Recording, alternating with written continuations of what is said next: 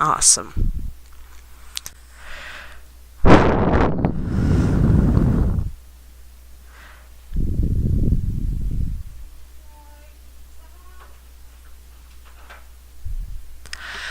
Hello everybody, Jadesters here, and welcome to Buried. I know Markiplier has uploaded 2 videos as of recording this, and I figured, heck, why not? Because I have seen a little bit of it and figured it was a cool game, or story game, whatever you want to call it. But, snuggle up, get some popcorn, a drink, and your favorite blanket, and let's begin. Buried is an interactive story. The plot will change based on the choices you make. The story is broken into 5 chapters. Play straight through or at your own pace. There's no waiting and pauses. Enjoy and choose wisely. Ooh. The sounds are so much better than watching, I swear.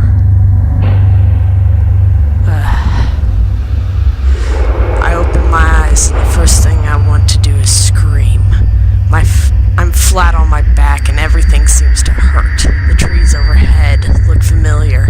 It's a clear night sky, almost beautiful, except for the fact that this means I've been out cold for at least 6 hours. But there's something wrong. I don't remember what, but something happened and my head, oh god, my head hurts. And the ringing in my ears. Was there an accident, an explosion? I think I remember Dennis screaming, but after that, I can't remember. As I sit up, I notice that my hard hat has been thrown off. I look around the area, but it's not here. It feels strange to go anywhere without my hard hat, but I've got to find the other members of my crew. They could be in danger. Now with this, the only thing I'm going to do different that I can think of, because this is the only choice that I can distinctly remember Markiplier making, is the hard hat choice. So this is the only one that I'm going to purposefully choose opposite of Mark. The rest of them are whatever, because those will be my own decisions, but I kind of want to see my own side of this with searching for the hat. So I got up on my shaky legs and look around for a moment. A few nearby trees look to have been splintered and broken at the base recently. They certainly weren't like this earlier. Searching for the hard hat feels normal. It makes me feel like maybe there isn't something wrong here. I see it beyond the fallen log about 10 feet away from me. How it was thrown so far is beyond me. Driven by nothing more than habit, I walk over to it and pick it up and place it on my head. Next, I walk over to the center of the logging site, and I don't like what I see. Sorry. The tipped over truck. The logging site looks like a bomb was detonated right in the center. I don't know where to start. The one load we had managed to stack on a truck for the day is overturned, the trailer bent and the logs hanging off the back. Where the hell is everyone? My head is killing me. This ringing in my ears. I can't hear anything. Not birds, not my footsteps, nothing. It makes me wonder if I hit my head after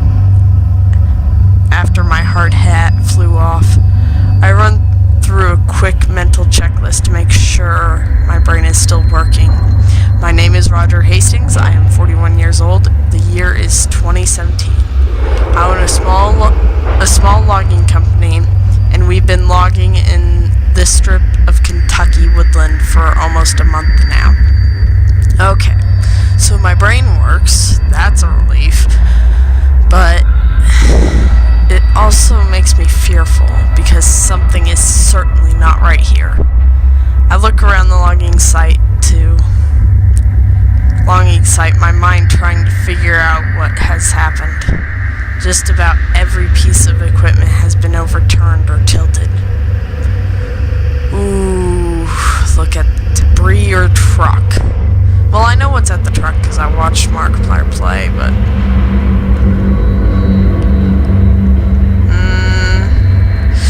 I really don't know which one to choose, guys. Let's look at the debris. There are bits of debris everywhere. There are fragments of the 5-gallon buckets I kept our work rags in, a loose chainsaw, or saw chain, and an overturned gas canister. Had there been an explosion, all the fuel on site would have started a fire, but there's no charring, no burning, nothing. I walked through the area where Dennis had been working. From the looks of it, he'd been moving slowly. He'd only taken down 4 trees today. His metal lunchbox is open, an indicator that he had been taking an early break. But he's not here. No one is here. Where the hell is everyone? I could try to make a call on my cell phone, but its battery is already running really low. Not that it matters. The reception is crap out here. Yell out or call someone. Yell out, call someone. The reception is crap. And the battery's low. This is another one I'm now remembering Mark making. He yelled out instead of calling. And honestly, I'd yell out myself. Because if you can get better reception, you have a better likelihood of calling someone later. Hey guys, where is everyone? Tony, Dennis, Frank, Joe? But their names fall flat among the wreckage. I get nothing back other than scaring away a few birds overhead. Might as well start walking and try to find some answers. The highway is almost a mile back through the woods, down the gravel road we used to reach the site. Maybe the crew ran that way for help. But why would they have left me? Were they scared? Out of sorts? Maybe I can catch up to them with my truck turned over on its side. It looks like I'll be walking. My God, I can't even remember what I was doing before waking up on my back. Wait, what's that underneath the bulldozer? Oh my God, it's a leg. It has to be either Tony or Dennis. The dozer looks unstable, like it might roll some more. Might not be safe to get close, but at the same time, I can't just leave him there. I got the hard hat, so why not look?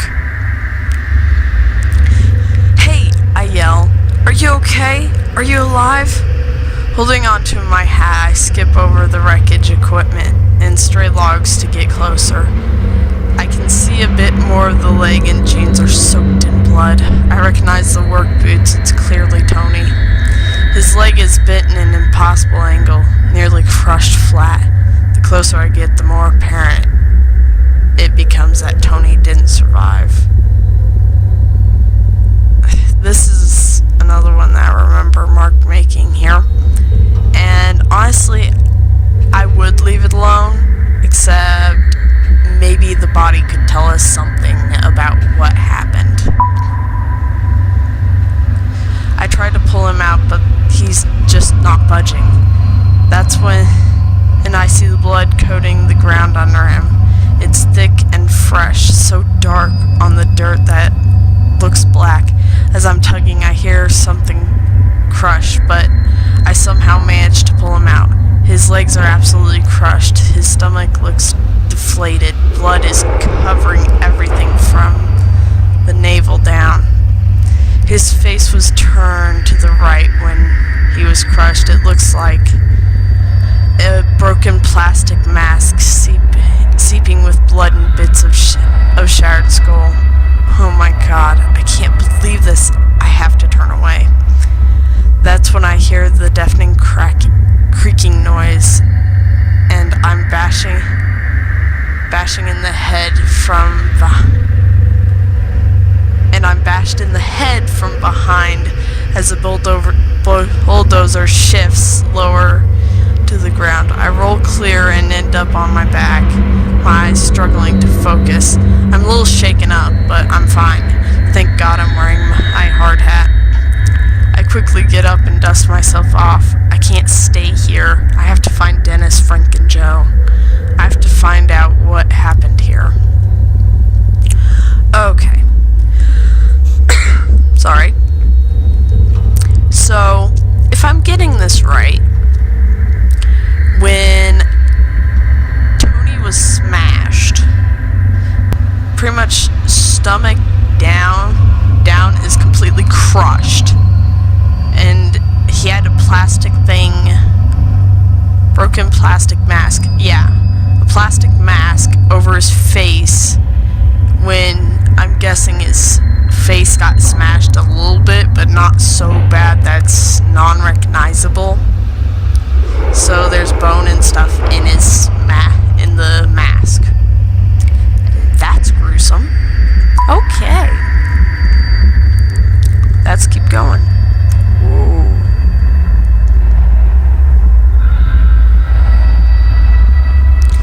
As I walk through the stacks of logs from the last week or so of work, everything feels frozen.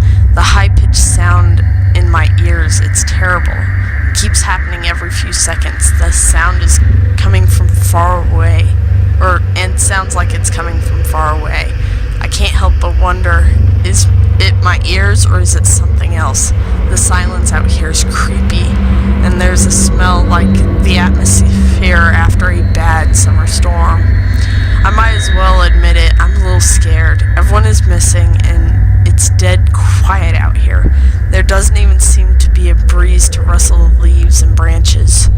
My right knee hurts like hell. My head is hurting so bad. Before that, I never even noticed the pain in my knee. I must have heard it during the accident, or wait a second. Is that Dennis? I see him sitting on the ground, motionless, about 30 feet away. Yell out, dummy. Dennis, I yell. Dennis, can you hear me? Dennis lets out a shout like someone waking from a nightmare. Then he looks back at me from the ground. Yeah, Roger, I hear you, he hollers back. And as I head over to him, Dennis is built like a wrestler, and has a pretty tough personality to match. But in this moment, he looks disoriented and even a little anxious. Though I'm glad to see him, the fear on his usually confident face is alarming. What the hell happened? What's going on? He asks. Honestly, it could be an explosion, but that's jumping to conclusions, so. Missing, Dennis says. Where do you think they went? I'm not sure, I say, but it has me pretty freaked out. Something's not right here. Still sitting on the ground, he looks around the woods as if he just now understands the severity of the situation. The equipment was overturned, the dozers too, I say, shifting my hard hat and wiping my forehead.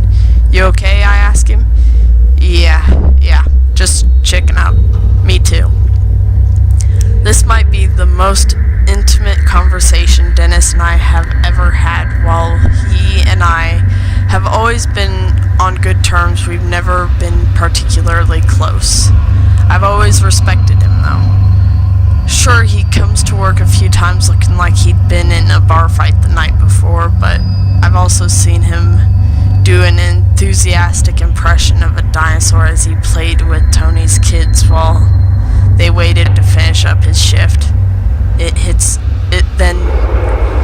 then that it hits me. Dennis and Tony were good friends. and I'm not sure I want to rattle him with the news of Tony's death right now. Not before we know what's going on, but he has to know, right? I know Mark chose that one, but there's a time and a place for everything.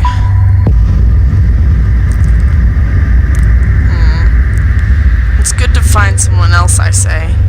I didn't think I needed to bring up Tony quite yet. The two of them were close, almost like brothers. Take it hard.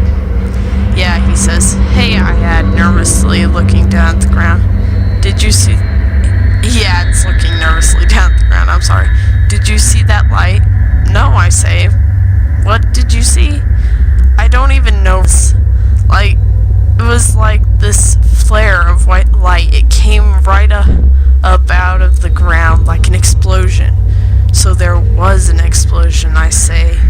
Maybe it was some equipment or... This was no equipment, Dennis interrupts, agitated. There was this huge ball of light came right out of the damn ground. What did it look like, or where did it go? Well, it's a huge ball of light. It's a huge ball of white light that came out of the ground. Yeah, it told me what it looked like. Where'd it go? I know Mark chose this one, but where'd it go? I clicked it. There we go. It just shot up into the sky until it was out of sight. When? I'm not sure, he answered, but I had finished about 10 trees for the day and was about to top one. That's when it happened. You were almost done with 10 trees, I ask? Yeah, he says, looking at the ground. I wouldn't want to take a lunch break until I was done. And that's when that light blew up. Why? Don't you believe me? Well, being he is a wrestling kind of guy, and personally I have the I don't want to stop until everything's done kind of attitude. I know people can have that attitude about work, and I believe him because I'm personally in that situation, and I would not exaggerate anything that happens usually. You believe Dennis's story. He saw what he saw, I think to myself. He has no reason to lie about this. My God, are you okay? Yeah, I'm fine, he says. But if I'm being honest, it scared me pretty bad. And if it's all the same to you, I'd like to get the hell out of here. We both stand up and start heading towards the road. It isn't until we start moving that I see Dennis is wounded. His right side is coated in blood, the red seeping through his blue work shirt. There are splatters of it here and there, but also very large red splotches that make me worry. He's not gonna admit it, but I might as well ask, being he's honestly told me he's scared. I've been better. I don't know how much longer I can stay on my feet, he says. What happened? I asked. I'm not sure, Dennis replies. I must have gotten thrown or hurt somehow from that light. It's then that I notice the strange ringing noise that's still filling the air. Hey, I say, stopping. Do you hear that high-pitched ringing noise every once in a while? Dennis looks scared when I ask him this question. He just nods. I thought it was just me, he says. He looks out of sorts and uncertain. I've never seen him like this before. It's obvious that he's looking for some reassurance. Even though I'm his boss, there's something very unnerving about this. I might as well stay the strong one at the moment because everybody knows he's falling apart by now. Let's be realistic, I tell myself. I might as well try to be empathetic. Out here in the middle of these woods, the ringing could be anything. Maybe a car alarm from through the woods or something. Still, even my passive comment seems to reassure Dennis. He looks a little bit calmer and more relaxed. We both start moving forward and don't say another word. "Did you try to call Frank?" Dennis asks. I know he had his cell on him today. Not yet, luckily I still have battery left. I pull out my cell and call Frank, happy I didn't make that call to Dennis earlier. It rings, but he didn't pick up. But then I hear his phone go off. Behind the stacks of logs, Dennis and I give each other a look. As the phone goes to voicemail, I hang up and walk behind the logs to find Frank's phone on the ground, abandoned. We look around for Frank, but find nothing, not a single trace. It's then that I notice something really odd. 10-foot wide hole in the ground right near where the phone was. But there's no stray piles of removed dirt or rock. It's clean, smoothly dug, cutting into the earth, wide but only a few feet deep. It looks unnatural, like the ground was just deleted, no shovels or diggers used, nothing. Dennis walks over to it. "This looks like the same kind of hole where I saw the light come from, the ground," he muses to himself. I say nothing, my mind is spinning, but I don't know what to think. "We need to get out of here," Dennis mutters. At that moment, the ringing noise carries through the forest again, sending a shiver down my spine. Dennis is right, there's something strange going on here, and we might not be safe here. But that ringing sound could be a clue to where the rest of the crew went.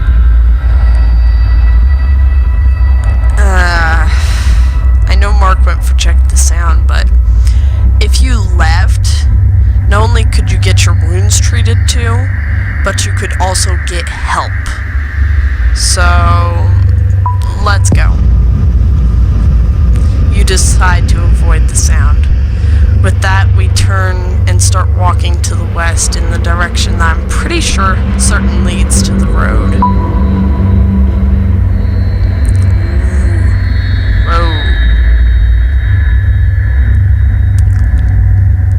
Darkened woods. It's sort of embarrassing. I've been a logger for nearly 15 years, but I'm finding it easy to get lost in these woods.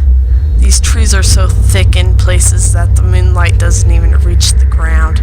It's easy to get turned around. My only hope is that I can find the overgrown dirt road that will lead us back to the highway. "You sure we're heading the right way?" Dennis asks. "Pretty sure," I say. I turn to him and see that he's clearly in pain. It's at this moment that we come upon another one of those smooth holes. This one is even stranger because it's nearby a tree and has a chunk cut out of it. The arc goes smoothly through the ground and then up through the trunk, like a cartoon wrecking ball blasts through both of them. "What the hell are these things?" Dennis whispers to himself. He takes a step down into the hole, his boot creating imperfections in its shape, like footprints in a sand dune. Ooh. You don't really know what made it, and there could be something. Oh, I can scroll up. Sweet. Ooh, that's wigging it out. Sorry, guys. I didn't realize I could scroll back up through text. That's nice. But anyways, you don't know exactly what's in it, and it is a couple feet deep, as I said before, and to be so perfect without anything being used, it could be just about anything. So let's walk around the perimeter, be safe, stay away from it. I walk around the edge, each step sending pebbles down into the hole, ruining its perfect shape. I'm ashamed at how smooth it is. Even rocks that were under the earth have been shattered to fit the spherical shape. But as I'm noticing this, I notice Dennis's feet start to sag.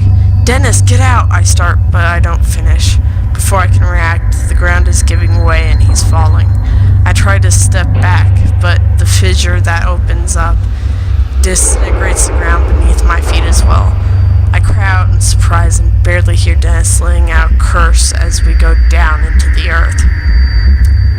Well, perfect. So it didn't matter if I stepped into it or if I walked around it. I was still going in the hole. I had a bad feeling about that hole anyways. Sorry guys. Whoa. I'm liking that. I'm taking a completely different path here. This fall isn't a long one, but when I hit something a few seconds later, it hurts like hell. The wind goes rushing out of me when I hit. There's a sharp pain files through me. What the hell? I say in once my breath is back, I'm sorry. Beside me, Dennis is slowly rolling over to get to his feet. I look to see the hole in the ground where we fell through. It looks to be about 10 feet over our heads. Jeez. It's completely dark, but there's a small flicker of light further into the cave ahead of us. The solid wall of rock behind us. Looks like the only way out is further down the cave or up through the way we fell in. Dennis might be able to boost me up there, but with his injury, I'm not sure how stable he is. He might drop me. We fell 10 feet. The two of you, give an estimate being 5 foot each, is that height. You'd only fall half of that. Point is, and you don't know what's deeper in the cave. There could be, heck, I don't know, something hidden that's not supposed to be found. Let's try and climb out. Besides, if we can't get out, we can always go back into the cave. You think you can hoist me up there? I asked Dennis. Sure, he still looks out of sorts, but he weighs at least 30 pounds more than me. I'd have a hard time trying to lift him. We can try, he says. He drops to one knee and cups his hands together, making a small platform. I step onto it and he lifts me as well as he can. When I'm off the ground, his other hand comes up and catches me by the waist, and then both of his hands are on my waist. He hefts me up and I am able to just to the hole. I feel the grass on my fingers and the dirt in my fingernails, but the moment I'm about to pull myself up, the ground beneath my hands gives way and I go falling. I strike Dennis on the way down and we both got to the ground in a heap. I feel my ankle twist as in the fall and I instantly start pulsing and it ends me. It was a dumb idea anyways, Dennis said, slightly annoyed. That way, I say as I nurse my ankle and point towards the light. As we turn to head into the cave, I take a closer look at the light further ahead and realize it's artificial. We both start heading towards it instinctively. As we step into the light, panic gently gnaws at me because what I'm seeing makes absolutely no sense. It's no longer a cave or hole, it's a long, sparsely lit corridor. Ooh. And we're back to where we would have been.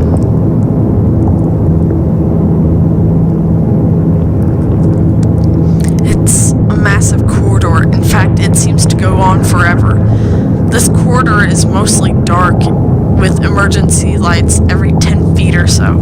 I turn to my left and see that there's a door which appears to lead upwards to the outside, but it's locked tight. I push hard as I can, but no luck. Dennis, help me with this, I say. He comes over and we both try to kick the door open, but it doesn't budge. For some reason, someone doesn't want people getting out of here. Looks like we're headed... Ooh, easy. Looks like we're headed down the hallway. We're both injured. We don't need to tiptoe, but we don't need to walk quickly. We just need to walk. Might as well tiptoe. I feel like a ghost, like I truly have no business being here. Dennis leans on me for support. We move slowly, our feet not making a sound.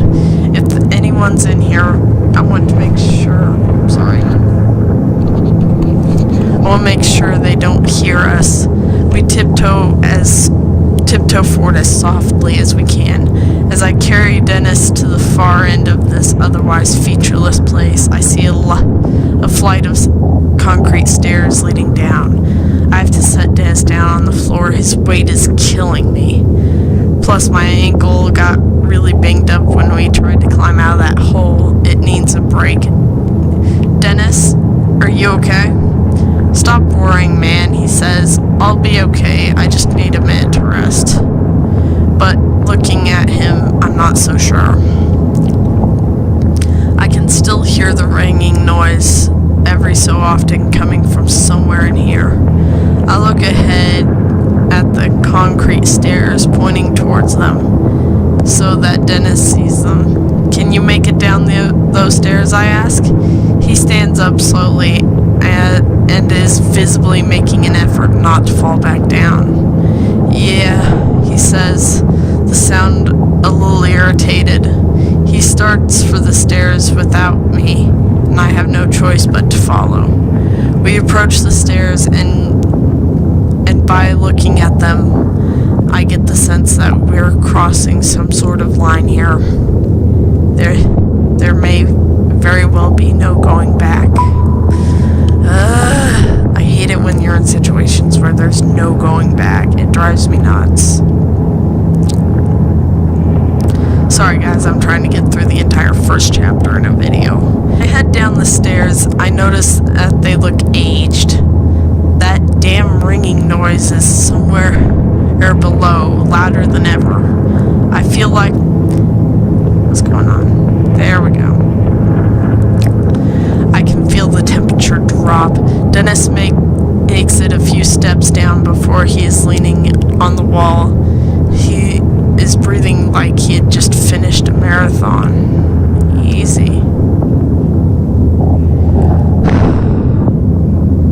His bleeding sucks. He's wounded severely. We can slow down, but you don't have to completely pause. They keep it at absolute opposites here. Let's take a break, I say, putting my hand towards his shoulder to help steady him. Dennis lets out a sigh. Thanks. I don't feel too great, boss. As we both squat down on a stair, my mind seems to lock in on the unknown fate of the rest of my crew. Frank is married and I've met his wife a few times. A nice woman with a huge laugh. My heart sags a bit when I realize I may never again get to hear him belting out a classic rock tune during his lunch break. Joe, well, I don't know Joe don't know too much about him. He is 22 years old and is considering community college. His folks are deadbeats, so he has been providing for himself since the age of 16 or so. Maybe I can still find them and still get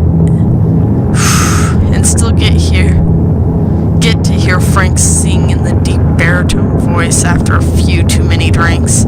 After a few moments, Dennis says, "Alright, let's keep going." We both stand up, leaning on each other. I have to make Dennis stay behind me as I stick my foot out in search of the next step. I can't help feeling like a child as a very powerful fear seizes me. I'm expecting a monster to reach out of the darkness, slicing into my throat. After what feels like forever, we come to the bottom of the stairs. We're closer to that ringing noise now. The door sits securely in the wall and looks just as... Excuse me guys, I'm a little tired. Looks just as out of place as I feel, and silver lights seep through the illuminating area. The door has what looks like a panel with lots of labels and lights. Small embossed print. Jeez. Above the panel says level 1 entrance gate, transport sector. And there's a button with no label. To have something that's embossed print is expensive. I should know. I'm dealing with graduation cards at the moment. That's freaking expensive. But push button, inspect panel. Push button, inspect panel. Well, we kind of already looked at the panel, so push the button. I give the button a push of the readings. One of the readings in the panel flickers to life. Outage. There. That's all it says, and then it goes dark. The panel looks like a diagnostic or alert system of some kind, each label meant to communicate some status. Lockdown engaged, experiment in progress, shutdown engaged. Those all appear to be off, but one of the phases that has me slowly blinking has a slowly blinking red light next to it. The only powered light in this whole thing. Abnormal entity breach. What the hell? I slowly push the door open when Dennis suddenly steps in front of me, taking the lead. Let's go, he says. I want to find out what the hell this place is. As Dennis walks through, that ringing and beeping or whatever it is gets a little louder. The door closes behind us with a click. I can't help but notice the wobble in Dennis's step as he lets out a grunt. You sure you're healthy enough to keep going, I ask? It doesn't matter. I don't want to be in the woods right now. He seems scared, something I've never seen before. Angry, yes. Upset, yes. But Dennis is never scared. Not used to reading aloud so much. Woohoo! I've been recording for almost 40 minutes. Jesus. I can't even remember where chapter 1 ends here. And I'm gonna keep these videos as unedited as possible, guys. Sorry.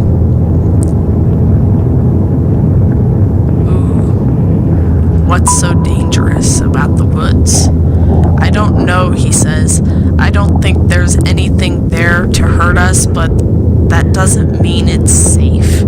There's just something wrong. It started with that flash of light. It's like it breathed life into the woods. And whatever life it breathed, I don't think it was anything good. I didn't say anything because it sounds crazy. I've been so preoccupied with my own fears that I nearly forgot about the ringing noise. It had become background noise. We took a few more steps, and I can now see where we are. It makes no sense, yet another thing that simply seems out of place. The shapes, the muted colors of metal are easy to identify, but it just doesn't belong here. End of chapter 1. Well, thank you all so much for watching this video. If you liked it, hit that subscribe button for more content. Check out my Five Nights at Freddy's playlist if you'd like. Plan on doing Five Nights 2, 3, 4, and 5 eventually, but I figured this would be a nice break and a little something more up to date. Anyways, thank you all for watching. Have a great day. See ya.